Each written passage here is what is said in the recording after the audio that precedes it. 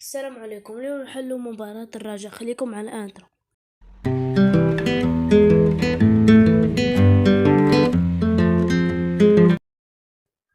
نبداو بالهدف ديال الفوز او الهدف الاول اللي جا من خطأ دفاعي. كنشوفوا ان 3 لعابة على 3، ولكن ايمن الحسوني كيضيع كورة، وزريدة كياخد كورة وكيتي كيديجاجيها يوسف موطع، ولكن كتضرب في اكسي زولا وكتماركا هدف فريق الرجاء.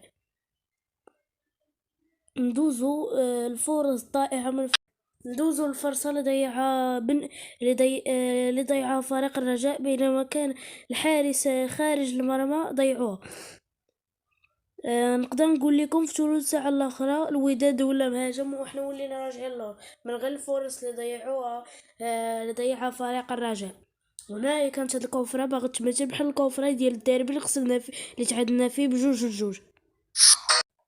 المدرب جوزيف زينباور كيخدم على الطريقة الألمانية الهجمات المرتدة. نتمنى التوفيق لفريق الرجاء ونديو كأس العرش.